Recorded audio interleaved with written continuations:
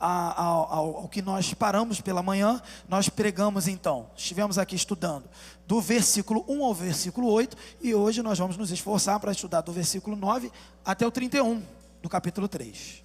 Então eu peço ao irmão que, por favor, em reverência à palavra de Deus, se coloque de pé, abra sua Bíblia na carta de Paulo aos Romanos, no capítulo 3, e nós vamos fazer a leitura. Eu não vou ler tudo até o final, porque vou continuar durante o sermão, mas vamos pelo menos ler do 9 até o 20, do 9 até o 20, que é a primeira parte em que vamos desenvolver. Eu leio, os irmãos acompanham. Pois que somos nós mais excelentes? De maneira nenhuma, pois já dantes demonstramos que tanto judeus como gregos, todos estão debaixo do pecado. Como está escrito, não há um justo sequer, nenhum sequer. Não há ninguém que entenda, não há ninguém que busque a Deus. Todos se extraviaram, juntamente se fizeram inúteis. Não há quem faça o bem, não há nenhum só. A sua garganta é um sepulcro aberto, as suas línguas tratam enganosamente, peçonha de áspides está debaixo dos seus lábios, cuja boca está cheia de maldição e amargura. Os seus pés são ligeiros para derramar sangue, em seus caminhos há destruição e miséria, e não conheceram o caminho da paz. Não há temor de Deus diante dos seus olhos. Ora, nós sabemos que tudo o que a lei diz, aos que estão debaixo da lei, o diz, para que toda a boca esteja fechada e todo o mundo seja condenável diante de Deus. Por isso, nenhuma carne será justificada diante dele pelas obras da lei, porque pela lei vem o conhecimento do pecado. Até aqui, oremos. Senhor Deus, essa tua palavra lida, já proclamada nessa noite, e nós agora clamamos ao Senhor, que o teu Santo Espírito venha sobre nós, e nos ilumine as nossas mentes e corações, para que possamos compreender e absorver as verdades eternas que o Senhor tem para nós. Que de nós não saia nenhuma palavra humana, mas que a tua palavra seja o norte nessa noite. Que tenhamos um encontro com o Senhor, que seja uma noite de transformação e encontro, e de mudança e de ressurreição. Em nome de Jesus que nós oramos, amém. Os irmãos podem se assentar. E aí eu vou para o primeiro ponto. Essa parte que eu li já é o primeiro ponto do sermão. Então peço isso aí, muito obrigado. E eu diria que eu nomeei esse sermão, tentando absorver a ideia principal dessa grande parte do que a gente leu aqui, da seguinte forma: a humanidade é condenada, pois está debaixo de pecado, mas a justificação, que é o que vamos ler mais à frente, aperfeiçoa o homem diante de Deus pela fé na obra de Cristo. Então aqui Paulo fala da humanidade condenada. Se ele já não tinha falado, quer dizer, ele falou do gentio, falou do judeu, e agora ele vai concluir: não há ninguém que presta, resumindo. E aí ele vai apresentar o plano para solucionar isso, o plano de Deus, o plano para transformar o homem de injusto em justo. Por isso o termo justificação. E essa justificação então aperfeiçoa o homem diante de Deus, e isso pela fé na obra de Cristo. Bem, nesse primeiro ponto eu leio o que eu destaquei para os irmãos. O mundo inteiro está na tela. O mundo inteiro é justamente condenado, porque todos estão debaixo de pecado, conforme o argumento demonstrado pelas Escrituras. Porque Paulo, ele já estava argumentando isso, conforme eu já falei aqui na minha introdução. Ele já estava trabalhando esse tema tanto para gentios como também para judeus, no que tange a revelação geral da natureza e do interior do homem na sua consciência, e essa função da revelação geral, que é revelar o Criador para que o homem o buscasse, e o homem não o busca, então essa revelação o condena. E a revelação especial, que é a Escritura e é a presença de Jesus Cristo. A Escritura para os judeus inicialmente, por isso a vantagem de ser judeu, não porque teria salvação automática, mas porque ele tinha o Velho Testamento já apresentando o plano salvífico e a possibilidade de salvação ainda antes da chegada do Messias. Porém, o judeu não creu no Messias, e aí a coisa complicou para o judeu também está na mesma categoria. Bem, então no verso 9, Paulo ele vem com uma linguagem de conclusão, e é uma conclusão terrível, é uma conclusão tenebrosa, é uma conclusão que é o ponto alto da sua tese, no sentido em que ele apresenta o decaimento, tanto de judeus, como também de gentios, mas é uma conclusão triste, é uma conclusão mortal, e a conclusão é justamente o que a gente leu.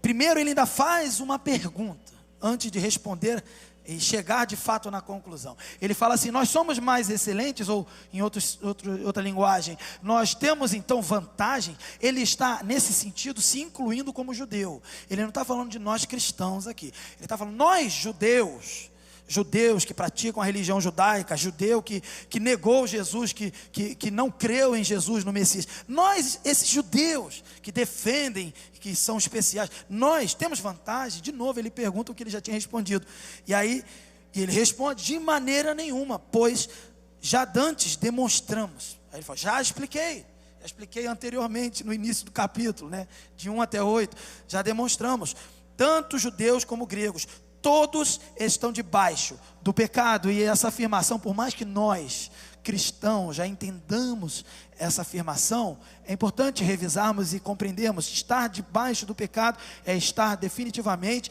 escravizado, debaixo de um senhorio, debaixo de uma autoridade, e essa autoridade é o pecado, é toda a ação que nós chamamos de pecado, a condição que gera a ação de pecado. Então ele aqui mostra que não tem distinção no que tange a condenação entre judeu e grego, e diz: todos estão debaixo de pecado. E a partir do verso 10 até o verso 18, Paulo vai fazer um passeio na escritura, no Velho Testamento. Ele vai citar Salmos, vai citar Isaías, para defender o seu ponto. E eu queria até apresentar quais foram os textos que ele citou antes da gente aprofundar. Por exemplo, do verso 10, que estamos lendo aí, até o 12, ele cita Salmo 14, de 1 a 3. Do verso 13 na primeira parte A, né, a parte A, e o verso 13 na parte B, ele cita Salmo 5:9, versículo 9. Na parte C, do verso 13, ele já cita Salmo 140, versículo 3. E no versículo 14, ele vai citar, por exemplo, Salmo 10, 7. E de 15 a 17, esses versículos de 15 a 17, ele já cita Isaías 59, de 7 e 8. E o verso 18, ele cita Salmos 36, versículo 1. E é importante explicar para os irmãos que quando ele faz essa citação, e se o irmão for comparar com o Salmo que você tem no Velho Testamento, com Isaías aí que você tem no Velho Testamento, você vai ver uma diferença de linguagem. Mas Paulo, ele cita um Velho Testamento, não do hebraico, da linguagem original, mas o Velho Testamento da época dele, do ano 70, 60, sei lá, chamado de Septuaginta, que é da linguagem grega. E ele cita, na maioria desses textos, quando a gente está lendo aí no Novo Testamento, ele cita literalmente como está escrito nesse Velho Testamento grego. E em alguns momentos ele cita de cabeça, né, e aí ele faz alguma redução do que ele está citando, um resumo do que ele está citando, e em alguns momentos ele parafraseia, ele interpreta e fala do jeito dele. Mas todo o sentido do Velho Testamento, quando ele menciona esses salmos, ele guardou na hora de escrever a sua carta. E por que eu estou fazendo questão de explicar isso para os irmãos? Porque a concepção de pecado na sua totalidade, ou seja, incluindo os judeus, já estava prevista no Velho Testamento, tanto defendido pelos judeus, que diziam que então guardar a lei era o que era importante, e porque nós somos de Abraão, nós temos a salvação e tudo mais. Não. O próprio Velho Testamento previa e dizia essa realidade. E Paulo então traz agora para aquilo que nós entendemos como Novo Testamento, guardando devidamente o sentido do Velho Testamento. Bem, agora vamos entender. Então, A letra B, as escrituras, então, desculpa, letra A, eu já falei, né? Os judeus e os gentios estão sob condenação de Deus. Agora a letra B, as escrituras provam a universalidade do pecado, no sentido de que alcança os judeus. Então vamos lá. Bem, ele vai dizer, não há ninguém que entenda, não há ninguém que busque a Deus. Citação de Salmo 14. Todos se extraviaram e juntamente se fizeram inúteis. Aqui, a linguagem é que não há margem para exceção. A maioria se extraviou, a maioria não busca a Deus, mas tem uma minoria que busca. Não é isso que o salmista fala, não é isso que Paulo também defende. Paulo deixa claro que todos se extraviaram, se fizeram inúteis. Não há ninguém que busque a Deus. Aí você fala assim, mas as pessoas dizem que buscam a Deus. Elas podem fazer os rituais que elas quiserem, e até no nosso meio, talvez membro de igreja, talvez batizado nas águas, talvez já foi pastor, talvez já foi líder, mas se de fato não é salvo, não tem acesso à salvação, também está incluído aqui. Também faz parte dos inúteis, também faz parte dos que se extraviaram. Na verdade, nós, antes de termos o encontro com Cristo, sabemos disso, também estávamos nessa condição de inúteis, de que não buscávamos a Deus, por mais que um ou outro aí possa estar dizendo que busca a Deus, dizendo que faz culto, que se apresenta para Deus de alguma forma, que ora, sei lá, da forma que entende, não importa, ou até mesmo se veste de terno e gravata, e canta os hinos do HCC, do cantor cristão, não importa, se não está liberto do pecado, pois então está incluído, não entende absolutamente nada sobre Deus, não tem acesso a Deus, não busca a Deus, não tem interesse por Deus, fala da boca para fora, acredita na própria mentira, é extraviado, perdido e inútil no sentido de salvação. É isso que Paulo está falando, e essa realidade é estarrecedora, porque o judeu se defendia lá, ficava lá, não, nós somos o povo de Deus.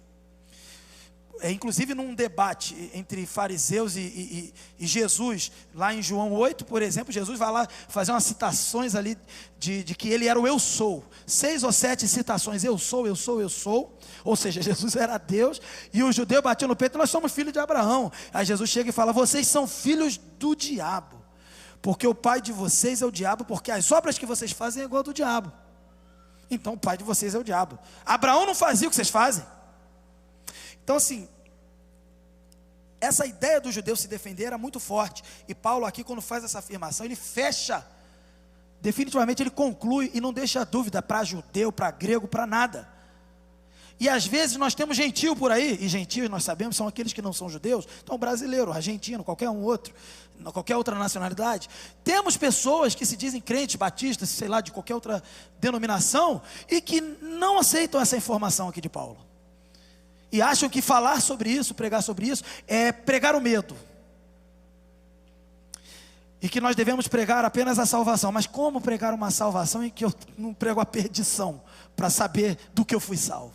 Então chega a ser sem lógica o argumento de alguns, tentando deturpar a Escritura, deturpar esse Deus da Escritura, que é amor, mas também nesse sentido aqui, obviamente, é justo, e está irado com toda a humanidade. Bem, e aí continuando, do verso 13 ao 18, aí eu vou subdividir, mas a gente tem essa informação aqui, ó. As Escrituras provam que a depravação do homem é total, pois então, não é uma depravação parcial, não é um decaimento em parte. Eu lembro que já cantamos aqui na igreja, várias vezes, e cantamos, acho que cantou esses dias aí, coração igual ao teu, já ouviram essa canção? Dá-me um coração igual ao teu, meu mestre, e tal. O início da música diz assim, se tu olhares, Senhor, para dentro de mim, nada encontrarás de bom, não é isso? Vocês lembram dessa canção? Pois eu lembro que uma vez foi proposta uma correção dessa letra, uma proposição teológica, teológica ou não, teria que ser uma proposição bíblica, mas assim, a proposição tentou dizer o seguinte, não, como que eu vou cantar que eu não tenho nada de bom? Eu tenho algo de bom, poxa, eu sou criatura de Deus. Essa foi a argumentação. Eu sou formado dentro do projeto de Deus, nós somos. Então, nós temos algo de bom, e Deus disse que era bom, não é isso? Aí a pessoa viajou e cantou assim: se tu olhares, Senhor, para dentro de mim, pouco encontrarás de bom. Tipo assim, uma humildade, mas ainda guardando, assim, guardando, não, eu tenho alguma coisa. Tem gente que é pior que eu, né? Tem gente que é pior que eu. Mas o sentido aqui não é esse. O sentido aqui é justamente da natureza do ser humano. Então, por exemplo, nesse sentido aqui, você pensar num Hitler, né? Adolf Hitler, nazista, genocida, e outros que você pode citar aí, de outras vertentes aí, de outras ditaduras, coisas do tipo. Genocidas desse tipo são talvez os piores, não sei, imaginamos que são os piores, vão estar lá no inferno, na pior parte, né? Na pior parte do inferno. Mas talvez uma pessoa que se vista de religioso e faça boas obras e ajude os pobres e faça coisas boas, maravilhosa, neste sentido de condenação e salvação, ela não é diferente do Hitler. Ela não é diferente. Então por isso a gente não pode brincar com pouco encontrarás de bom. Nós somos assim. E nós que somos salvos, devemos ter a consciência de que nós também éramos assim e ainda estamos com um vestígio disso em nós. Por que eu digo isso? Porque se nós somos libertos do pecado, e eu vou falar um pouco mais à frente, se nós cristãos somos libertos do pecado, nós somos libertos de algumas características, mas de outras não. Por exemplo, nós somos libertos da culpa, eu vou falar dessa culpa aqui. Nós somos libertos do poder desse pecado que nos controla, dessa autoridade que eu já mostrei aqui. Mas nós não somos libertos da presença dele. Ele está no meio de nós, dessa igreja, lá fora, na nossa carne, dos nossos desejos. Entende? Então até nós que temos liberdade plena em Cristo, quando dizemos liberdade plena, nós estamos dizendo como Cristo disse: está consumado. É a ideia do já aconteceu, mas ainda não. É o já e o ainda não. Eu sou liberto do pecado, mas ainda tenho a presença dele em mim, nesse período aqui no planeta, na terra, em que eu aguardo a vinda do Senhor para completar aquilo que ele já disse que completou. Entende a linguagem? Então Jesus disse: está consumado, porque definitivamente está consumado. Ele venceu, mas há um curso da história, e nesse curso da história ainda há algo a se passar. E nessa passagem, que nós até podemos comparar com o deserto do povo buscando a terra prometida, nesse período ainda temos uma batalha contra o pecado. Portanto, até nós cristãos não teríamos e não temos dificuldade de dizer que nós também, cantando essa canção ou qualquer outra canção, podemos dizer: nada encontrará de bom. Se olhar para mim, nada encontrará de bom. Agora, se olhar para o Espírito Santo em mim, aí vai encontrar valor, porque eu não tenho valor. Bem, então vamos lá. No verso 13 e 14, então, olha só a descrição. Ela é evidente nas palavras dos homens, dos pecadores, dos seres humanos. A sua garganta é um sepulcro aberto. Aqui está falando justamente da capacidade que o ser humano tem de, com a sua fala, matar e destruir. Com a língua tratam enganosamente, ou seja, enganam, mentem e até mentem para si mesmos, tentando ofuscar, por exemplo, a revelação geral na natureza, dizendo que Deus não existe quando ele sabe que existe, segundo a Escritura, e se rendendo a quadrúpedes e répteis, conforme o texto de Romanos 1:18. E aí, veneno, né? Peçonha, veneno estão debaixo dos seus lábios, cuja boca está cheia de maldição e amargura. É citação de Salmos, é quando o salmista está falando dos seus inimigos, dos seus caluniadores, dos seus adversários, no contexto de reino, de guerra, de batalha. Paulo então vai dizer que todos são, não só os inimigos do rei, não só os inimigos de Israel, mas até mesmo Israel, nesse sentido de humano, todos são. E aí, não só é evidente nas suas palavras, mas ela é evidente, aí já nos versos 15 a 17, evidente em suas ações. Os seus pés são ligeiros para derramar sangue, e em seus caminhos há destruição e miséria, e não conheceram o caminho da paz. Ou seja, São acusações que agora ele está pegando, extraindo de Isaías 59, 7 a 8. O profeta, ele acusa a nação de Israel, naquele contexto do Velho Testamento, por sua terrível corrupção.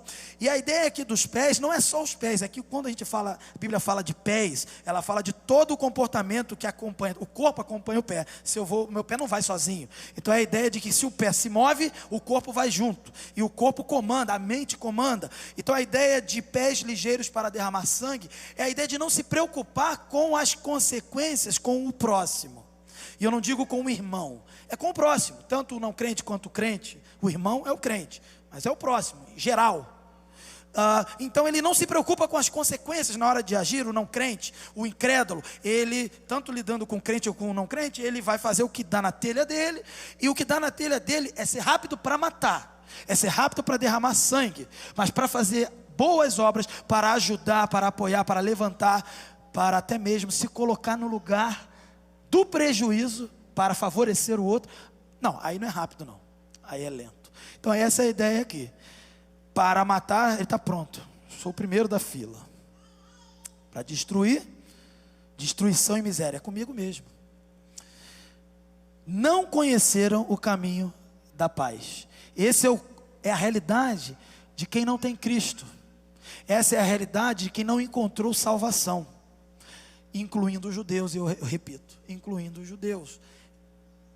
Às vezes dentro daqui da nossa igreja tem pessoas assim, e lá fora muito mais.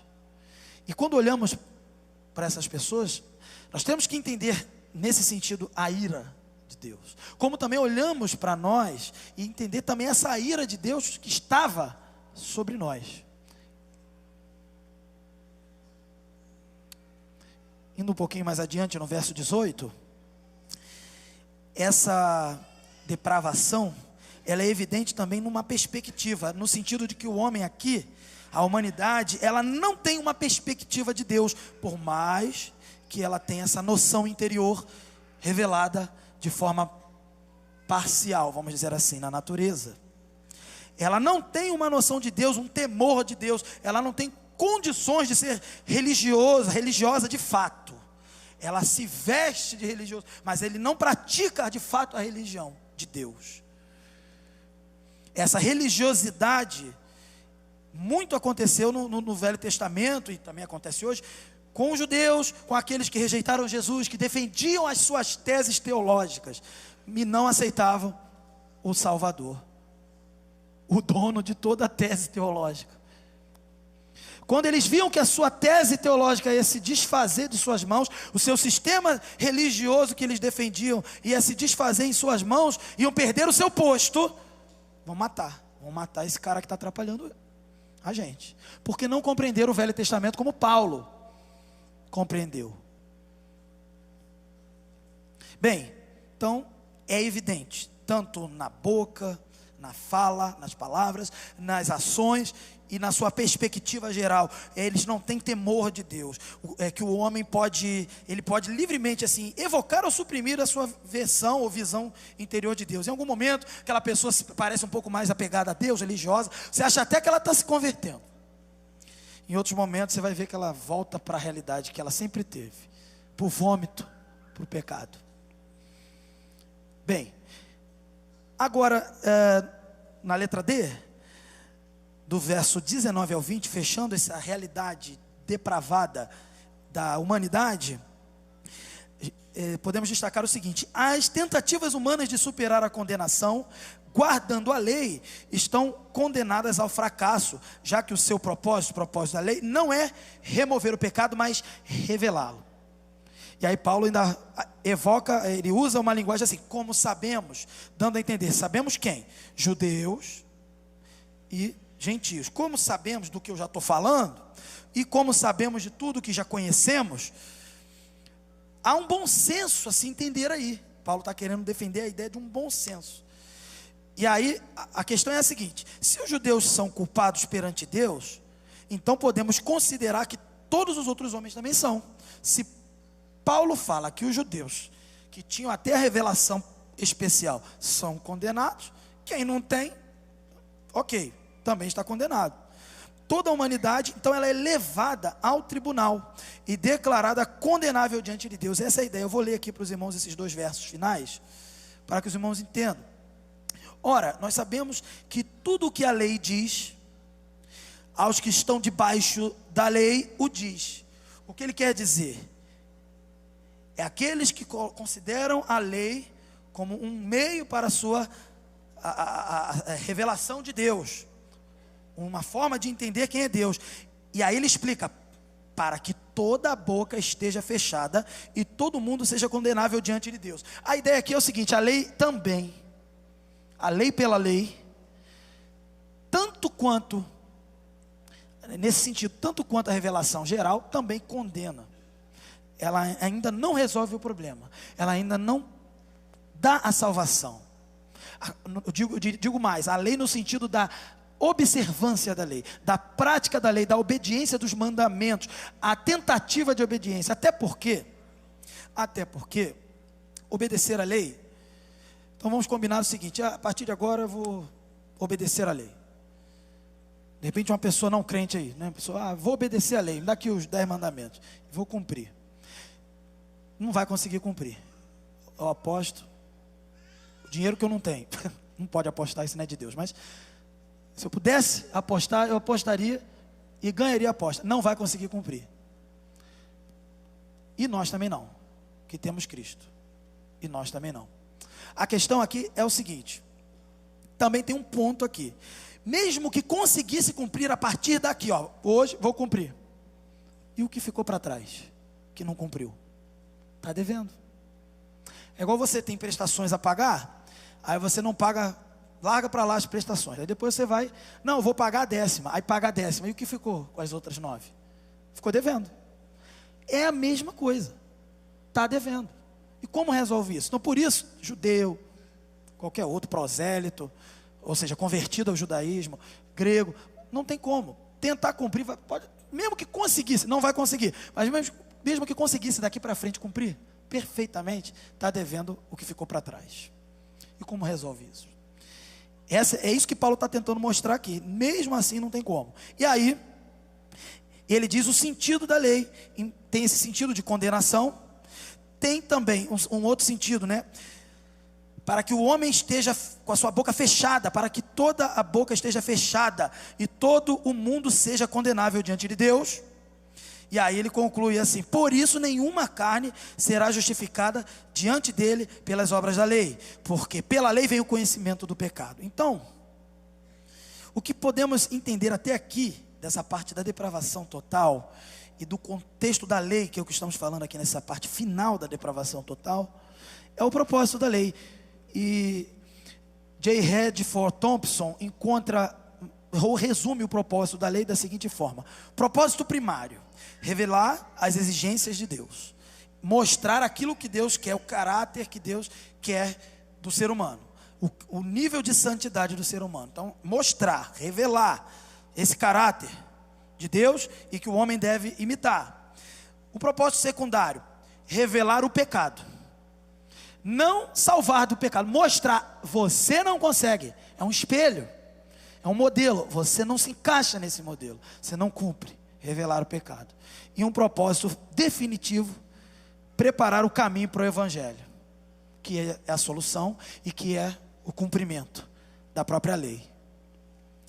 Então, Paulo destrona toda essa teologia do Velho Testamento equivocada dos judeus, mostrando os judeus que não creram em Cristo estão tão condenados quanto os gentios, e mesmo que defenda a lei, e ele vai explicar isso melhor ao longo da carta, mas mesmo que defenda a lei, que cumpra a lei, que tente cumprir, não é suficiente, porque ela só revela, ela é um diagnóstico. É como se você fosse no médico: eu estou com uma dor, aí eu vou no médico, aí o médico vai e tira uma chapa lá, um raio-x do seu peito. Hoje é tudo no computador, mas vamos fingir que ele vai te dar aquela chapa na mão, para você olhar na luz, e realmente tem uma mancha aqui e tal. Aí ele: obrigado, doutor. Aí ele vai embora com aquela chapa ali. Quem falou isso foi Augusto Nicodemos, o reverendo Augusto Nicodemos. Aí vai embora com essa chapa para casa, Aí chega em casa, fala com a esposa: poxa, eu estou me sentindo mal, aqui o médico me deu isso aqui, dobra isso aqui, corta isso aqui,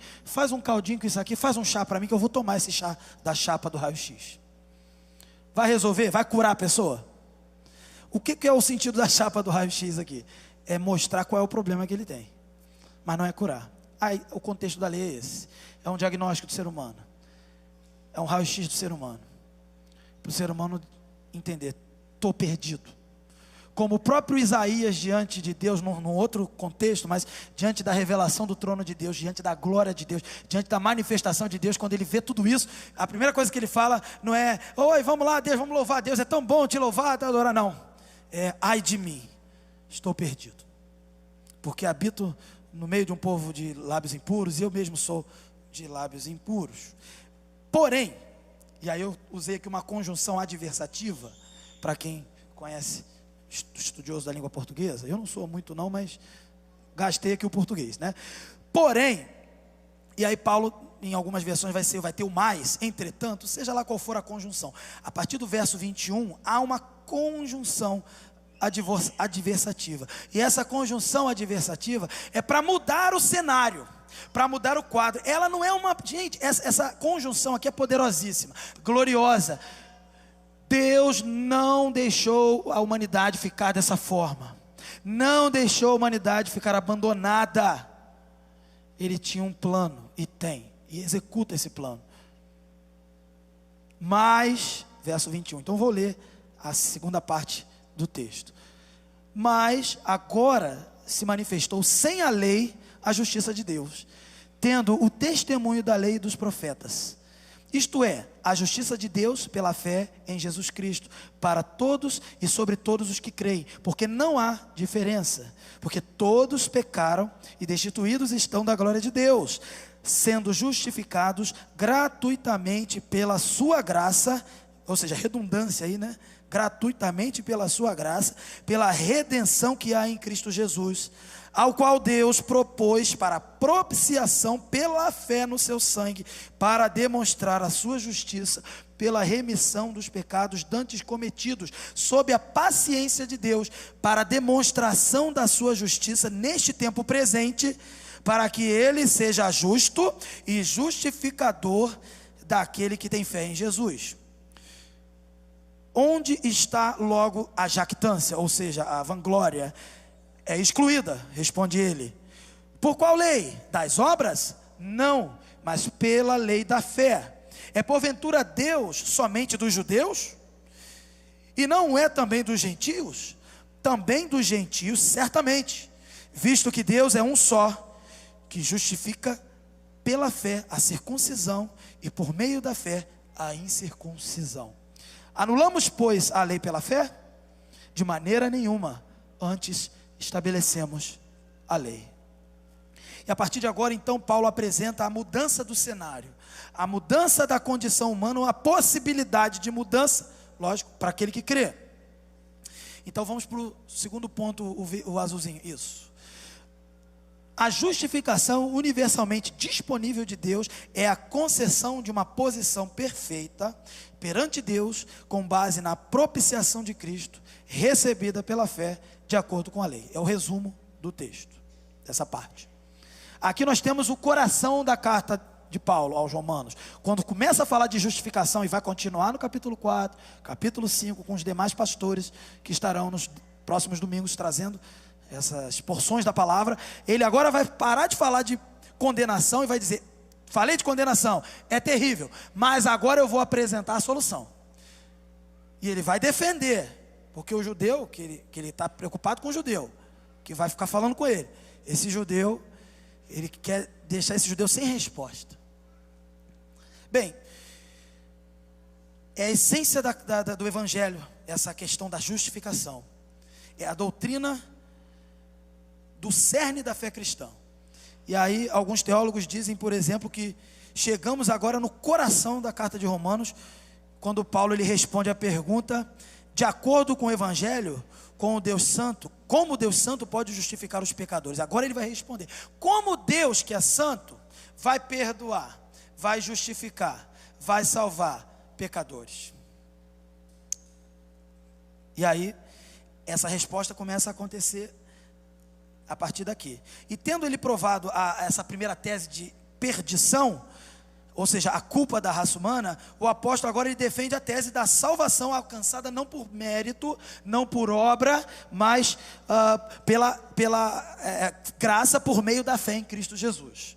E aqui nós vamos ter então uma doutrina gloriosa, conhecida como a doutrina da justificação. Se antes estávamos falando da doutrina da depravação total, desde o capítulo 1, verso 18, até agora o capítulo 3, em que lemos até o verso 20. A partir do 21 e percorre pelo capítulo 4 em diante, nós vamos falar da doutrina da justificação. E essa justiça de Deus, Paulo ele quer dizer já no verso 21 aí, concedida por Deus, é uma justiça sem lei, no sentido de que não há uma justiça de mérito, não precisa guardar a lei, não que não precise, para a salvação. Não dá para guardar a lei, não vai conseguir, nem será exigido da humanidade guardar a lei para a salvação. Então não adianta tentar para isso, é de outra forma. Então sem a lei, a justiça de Deus ela se manifesta de uma forma diferente, sem lei. Embora diferente de qualquer justiça de guarda da lei, ela ainda assim ela é prevista até mesmo nos velhos, aliás, no Velho Testamento, nos profetas, nos homens antigos de Deus. Lá mesmo já havia o conceito de salvação pela fé. Inclusive Paulo vai citar mais à frente, Abraão vai explicar o caso de Abraão, o pai da fé. E em Gênesis, você vê que o texto de Gênesis diz que Abraão creu, diz o texto, e Paulo cita isso, Abraão creu e isso lhe foi imputado por justiça. Portanto, o próprio Abraão, que para eles é o pai da fé, é na verdade o inaugurador da fé, no sentido de que creu em Deus e não no sentido de uma guarda da lei. E os judeus daquele tempo, eles vinham com histórias loucas de outros livros apócrifos que não são da escritura sagrada, e eles diziam que Abraão ele recebeu a visita de um anjo, e esse anjo mostrou toda a lei para ele, porque, para quem não lembra, mas assim, Abraão é anterior a Moisés, o legislador. Moisés foi o legislador, Abraão é anterior. Abraão não teve acesso à lei para poder cumprir, mas os judeus ainda faziam uma ginástica, eu falei isso de manhã, uma ginástica da mente teológica para tentar dizer que Abraão também guardava a lei, porque ele conhecia a lei, porque um anjo veio e contou para ele. Era esse o sentido. Na verdade, o próprio livro de Gênesis vai dizer que Abraão creu, e ele foi imputado por justiça. Portanto, aqui há uma justiça à parte da lei. A manifestação, aí pode passar, irmã, pode passar o próximo ponto. Essa daí, a manifestação da justiça à parte da lei, ela está universalmente disponível para aqueles que creem, ou seja, por fé. E no verso 21, ele vai falando sobre isso. Verso 22, ele ainda dentro desse tema, ele vai falar isto é, a justiça de Deus pela fé em Jesus Cristo, para todos, e sobre todos os que creem. Aí eu pergunto, todos serão salvos? A Bíblia deixa claro que não. Quem são os salvos? Dentro desse contexto que estamos trabalhando, do próprio texto, todos os que creem. Tem um todos aqui, que não se refere a todos, está disponível para todos, mas não serão todos. São quem? Os que creem. Então às vezes eu não entendo quando alguns tentam defender a ideia de universalismo, de que todos serão salvos, de que a salvação é para todos e chegará para todos e todos serão salvos. Não existe isso, já foi condenado há milênios, 2 pelo menos. E aqui está claro no texto, aos que creem, verso 22. E aí ele ainda diz assim, porque não há diferença. Então vai ser pela fé, porque não há diferença entre judeu, entre grego, entre gentio, não há diferença. E no verso 23, o famoso texto que nós conhecemos e usamos até para pregar nas ruas, para dizer para as pessoas que todos, estão debaixo de pecado. E aí ele diz, porque todos, ele explica por quê. Que eu já expliquei, que eu já falei, vou repetir. Porque todos pecaram e estão destituídos da glória de Deus, estão separados, afastados da glória de Deus. E a glória de Deus não é algo apenas contemplativo, uma luz que brilha. Também sim, deve ser, será luz, porque inclusive Paulo vai dizer que Deus habita em luz inacessível, Pai das luzes. Então claro que Deus é luz, e nele não há sombra de variação. Mas não é apenas luz contemplativa, Estar afastado da glória de Deus é estar à parte, não ter acesso, não estar desfrutando da intimidade, da presença dele, que havia, por exemplo, no casal original, Adão e Eva no jardim antes do pecado, quando Deus o visitava para esse momento de intimidade, de relacionamento. Isso não há mais, isso foi quebrado, isso foi desfeito por causa da depravação total do homem, totalmente depravado, decaído, pecador, enquanto Deus é totalmente santo e glorioso. Não tem como. Comunhão de luz e trevas nesse sentido também. Mas, afastado dessa glória que não é só contemplativa, mas é para se desfrutar e ter relacionamento. E aí, próximo ponto, pode passar. Do 21, acho que o endereço está errado. Não, eu coloquei errado. Mas, dando continuidade. Do 24 ao 26, a gente pode ver uma outra realidade. Agora aqui nós podemos ver que eles estão destituídos da glória de Deus, mas há um plano de justificação. E aí que ele diz assim, sendo justificados gratuitamente pela sua graça, ou seja, uma redundância, foi de graça grátis, ou alguma coisa nesse sentido, pela sua graça, pelo seu favor, de graça, pela redenção. E aí esse termo redenção é preciso entender.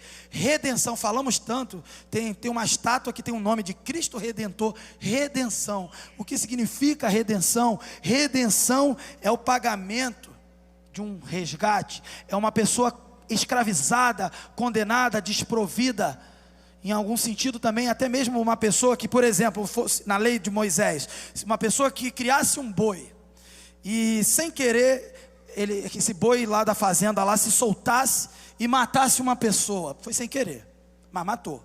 Aí a lei previa a morte para o dono do boi. Só que, como não foi com dolo, com intenção de matar, foi culposo, que chamamos hoje, né, de algo no sentido culposo, que não tem a intenção, tem culpa, mas não tem intenção.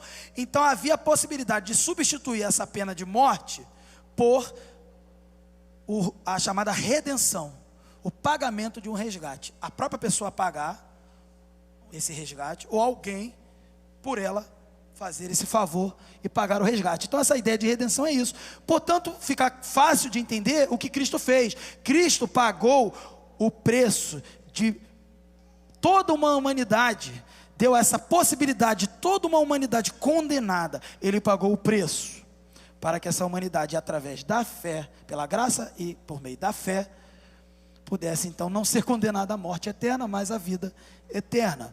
E o verso 25, ao qual Deus propôs, quer dizer, então aqui fica claro que Deus ofertou o seu Filho. E aí a gente lembra de João 3,16, porque Deus amou o mundo de tal maneira que deu o seu único Filho, para todo aquele que nele crê. O texto diz, deu para todo aquele que nele crê. Ele deu para todos, ficou visível e acessível para todos, mas salvificamente para todo aquele que crê.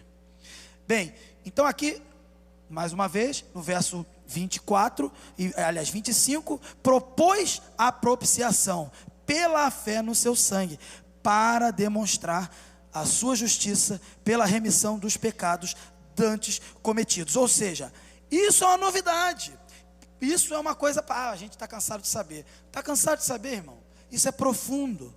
O que seria propiciação? Esse termo propiciação remete ao Velho Testamento, em que havia lá o chamado propiciatório, em que havia ali dentro do templo a prática dos sacrifícios, e aquilo ali simbolizava e apontava a expiação, a ideia da expiação do pecado, pelo menos por um tempo. Aquilo tudo que era uma figura, que era num sentido figurativo, que para eles funcionava não pela prática, mas pela fé no que viria, agora realmente aconteceu. De fato foi propício, de fato Cristo então se entregou a sua vida, se apresentou, foi propícia a sua morte, resolveu, encaixou, não faltou nada. Essa é a ideia de propício e propiciação no sentido não só da linguagem, mas também no sentido religioso do termo, ao qual para demonstração, verso 26, da sua justiça neste tempo presente, para que ele seja justo e justificador daquele que tem fé em Jesus. Portanto, Deus é um agente poderoso nesse processo. Deus é que faz essa obra através de Jesus. Ele vai justificar, e ele é o justo, no sentido de que também há um destaque da sua justiça perante toda a impotência do ser humano. E aí, na parte final, seria o último ponto. Eu não li para os irmãos, mas até posso ler. 24 a 26, eu resumo essa ideia como a base legal para a concessão divina de uma proposição, aliás, de uma posição perfeita, é a morte de Jesus Cristo, que satisfez as exigências da justiça de Deus para todos os pecados do homem, permitindo-lhe executar justiça, ao mesmo tempo justificar. Ou seja, Jesus fez essa obra, morreu. E eu lembro que já vimos em algumas igrejas, às vezes passam pessoas até por esse púlpito, por algum lugar cantando, e às vezes não sabem do que dizem, não sabem do que cantam. E uma vez uma pessoa disse assim: porque Jesus Cristo pagou o preço e tal, e vai falando, às vezes a pessoa vai repetindo, porque é crente, né, de muito tempo, aí vai repetindo automático, né, de que já ouviu tantas vezes isso. E aí, porque Jesus pagou o preço, que pagou o preço, que vai falando de pagar o preço, pagou o preço para quem? Aí ficou na dúvida, pagou o preço para o diabo. Pagou o preço para o diabo, mas aqui fica claro que quem exigia pagamento aqui não era o diabo, até porque o diabo é uma criatura, não tem autoridade, poder limitado, ele não tem exigência a fazer, o papel dele é outro, tentador, acusador em um nível específico que eu não vou discorrer agora, mas assim, quem exigia justiça, quem tinha a necessidade de fazer justiça para ser considerado justo? Deus. Então ele tinha que punir o pecador, ele tinha que punir a questão do pecado, o pecado das pessoas. E como ele puniu? Na obra de Cristo, em Cristo, que foi propício. Quando ele pune Cristo, quando ele pune o seu Filho, ele satisfaz a sua natureza, o seu atributo de justiça, e ele pode ser entendido, considerado e glorificado até como justo. Não macula o seu caráter de justiça, não macula a sua santidade, porque ele de fato puniu, mas puniu uma pessoa que tomou para si a culpa, tomou para si a culpa. Por isso, então Deus, ele executa a justiça, ao mesmo tempo que, em outra linguagem seria absolve o condenado, ou condenável, ou a pessoa que seria condenada, ou já condenada. E aí satisfaz. Agora, o que Cristo fez na cruz? Ele suportou, e eu não estou minimizando a parte humana, né, a natureza humana de Cristo, obviamente, tá? Que fique registrado isso. Ele suportou apenas, eu estou entre aspas esse apenas, porque foi terrível do ponto de vista humano, mas ele suportou apenas a madeira e os açoites e os cravos? Não, isso não é pouco, humanamente falando, mas isso é pouco diante da condenação que nos era endereçada. Ele suportou a ira espiritual de Deus, uma eternidade de inferno preparada para nós, foi despejada naquele tempo de maneira sobrenatural nos ombros de Cristo. Por isso ele clama, citando Salmos, ele clama, Deus meu, por que me desamparaste? Porque ele tinha que ser desamparado, porque ele tinha que, e Isaías vai dizer que ele se entregou, e que ele foi como um cordeiro mudo ao matadouro, e ele não tinha formosura. A ideia de que ele assumiu aquilo que era horrível, que era o pecado. Ele se fez pecado por nós, e quando ele se faz pecado por nós, ele suporta não apenas madeira, cravo, e eu não digo que isso é pouco, mas diante do que nós merecíamos, isso era pouco. E isso foi despejado, toda essa infinitude de castigo foi despejada sobre Cristo. E teve um momento na cruz que ele fala, tenho sede. Vocês lembram disso? Desse momento? Ele fala, tenho sede. E eu lembrando de um pregador, de um pesquisador da área da arqueologia, Rodrigo, esqueci o sobrenome dele, Rodrigo Silva, né? Ele explica o que significava aquilo ali, no sentido prático. Havia, nas pesquisas dele lá, do contexto histórico, do contexto arqueológico, ele viu alguns banheiros, vamos dizer assim, uma espécie de banheiros da época dos romanos, e é meio nojento assim falar, mas as necessidades eram feitas de uma forma diferente do que nós estamos acostumados a fazer, e a maneira de se fazer a higiene era com uma esponja. E aquela esponja, ela era usada e ela não era descartável como hoje nós temos as nossas formas de higiene descartáveis. E aquela esponja, ela era lavada, botada num pote, ia sendo reutilizada. Pois foi quando Jesus falou, tenho sede, o texto diz que eles espetaram um graveto, exatamente como acontecia nos banheiros romanos. Uma esponja, molharam no vinagre, porque era isso que fazia no banheiro, molhava no vinagre, para poder esterilizar, limpar de alguma forma, e colocaram na boca de Cristo. O Salvador da humanidade, o Redentor de toda a história, Deus, naquele momento, totalmente abandonado, porque era necessário, e Ele quis assim, e o Pai também. Portanto, por isso que Isaías diz, a Deus agradou moê-lo e fazê-lo enfermar, no sentido de que, claro que Deus não se agradou da morte, do mal da morte, mas do benefício da morte, que era para mim e para você. Esponja do banheiro, das fezes, ou de, seja lá do que for, com vinagre, com produto naquele tempo de esterilização, para matar a sede do Salvador da humanidade, que naquele sentido estava morrendo. Eu não digo que isso foi gravíssimo no sentido biológico da substância. Isso foi gravíssimo no sentido da ofensa, do desrespeito. E Cristo se colocou no nosso lugar para isso.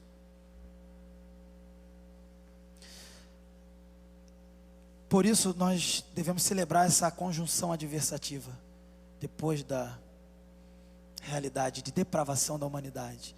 Mas Deus tinha um plano: despejar a sua ira no seu Filho, para todo aquele que crê. Terminando, os versos 27 a 31, podemos entender e resumir assim: a livre concessão da justiça de Deus pela fé aos judeus e gentios elimina a vanglória humana e comprova a lei. Então, logo no 27, a ideia de justiça pela fé é o que vai excluir a ostentação. Paulo vai perguntar: onde está logo a vanglória, a jactância? E ele mesmo diz: não existe, foi excluída, e excluída de uma vez por todas, irmãos. E ele pergunta: por qual lei? Das obras? A obra que excluiu a vanglória? Não, mas pela fé.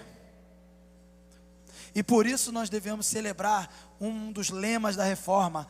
Não, a gente falou do lema da reforma de manhã, sola escritura, só a escritura. E à noite eu celebro o lema da reforma, sola fide, só a fé. Aí ele diz assim: concluímos, pois, que o homem é justificado pela fé, sem as obras da lei. E aí, no verso 29, a justiça pela fé, fica claro que é para todos. Paulo pergunta: é porventura Deus somente dos judeus? E ele mesmo responde: é claro que não. E não é também dos gentios? Ou seja, Deus é Deus de todos, por isso a salvação se manifesta para todos, acessível para todos. Entretanto, salvos são aqueles que creem. Esse era outro aspecto que os judeus se vangloriavam: nós temos a salvação, nós somos o povo de Deus. Não, a salvação é pela fé em Cristo Jesus. E o que a gente aprendeu nesse trecho? Não há diferença no fato da culpa, todos pecaram. Não há diferença na provisão da redenção, a redenção tanto para judeu quanto para gentil é a mesma. E não há diferenças nas condições de salvação, pela fé. Pela fé. A justiça pela fé estabelece a lei, último versículo. Anulamos, pois, a lei pela fé?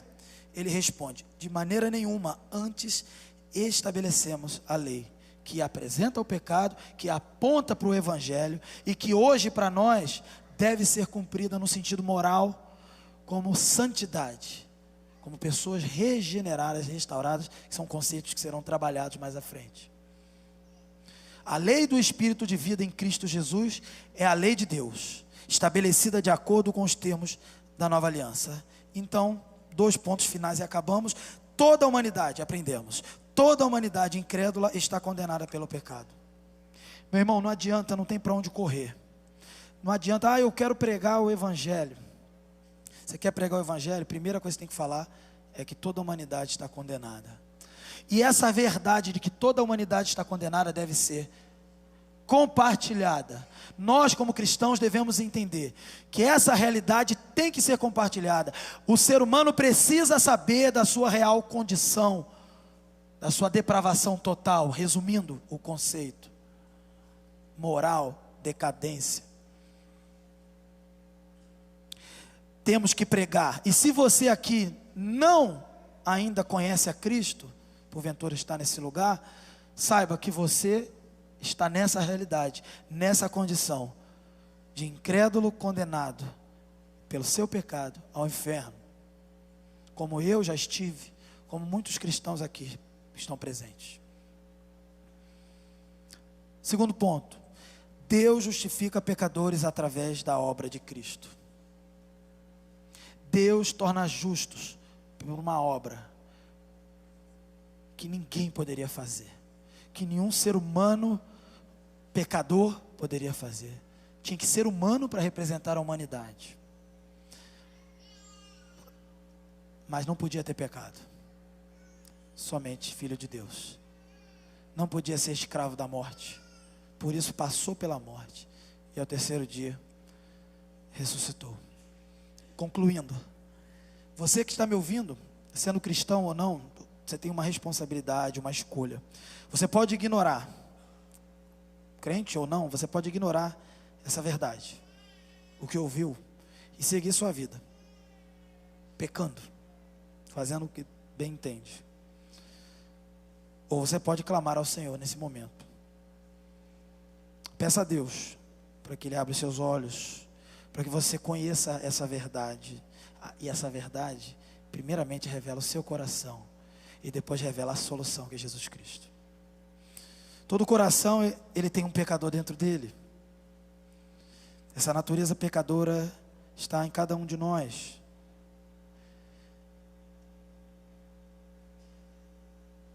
Se você quiser agir sozinho, ser autônomo, seguir o seu caminho, você é livre para fazer isso. Mas saiba que você está debaixo de condenação. E no momento que o seu organismo parar de funcionar, seus olhos se fecharem, a chance se encerra para você. Ou mesmo antes disso, se Cristo retornar, pois prometeu que voltaria, também igualmente a chance se encerra para você.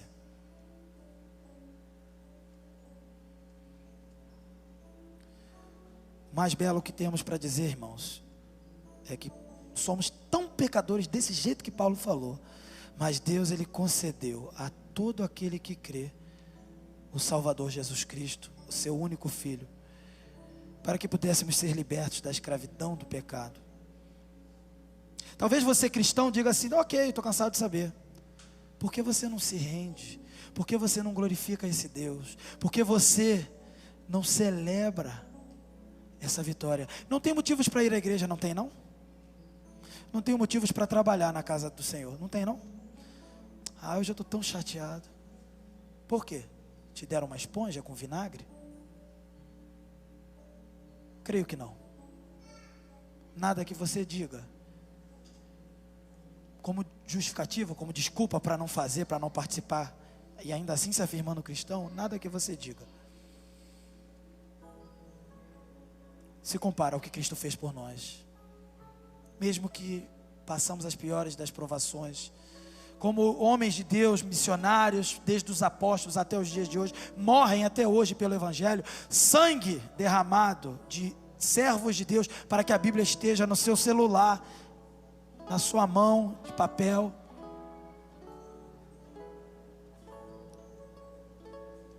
Aí o irmão quer chutar o balde. Você nem provou do vinagre. Você não sabe o que é ser perseguido. Você não sabe o que é sofrer o que Cristo sofreu, e nunca saberá, glórias a Deus por isso. E não saberemos também, entenderemos, calcularemos, mediremos, porque era uma dívida impagável, infinita, que foi paga por um Deus, que no caso se fez homem, Jesus Cristo, que tinha capacidade também infinita de pagar. Mesmo você cristão, que se apresenta na igreja de forma automática, no piloto automático, eu vou mais uma vez, só para dizer que fiz, que fui. Pelo amor de Deus, que ainda está disponível, não negligencie a obra de Deus, não negligencie a ação do Espírito Santo, não jogue fora, não ultraje, não ofenda ao Senhor dessa forma. Não tem motivos para cantar, pois a Bíblia toda diz que devemos cantar, celebrar ao Senhor pelos seus feitos poderosos. Mas também diz que há tempos de chorar, de sofrer e muitas outras coisas, mas nunca desistir, porque Cristo não desistiu. Tanto crente como não crente, tanto judeu quanto grego, entregue-se a Cristo hoje mesmo. Se você já o tem como Salvador, permita-se ser corrigido por Ele, moldado, o caráter transformado, aprimorado, aperfeiçoado.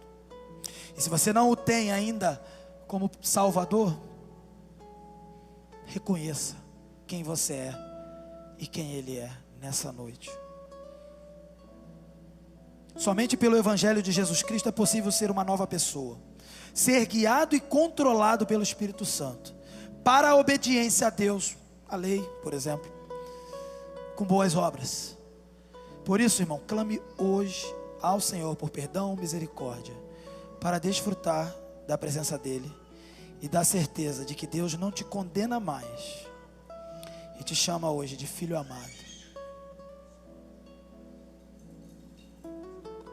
Vamos orar. Que Deus nos abençoe. Convido o grupo de louvor a vir aqui à frente.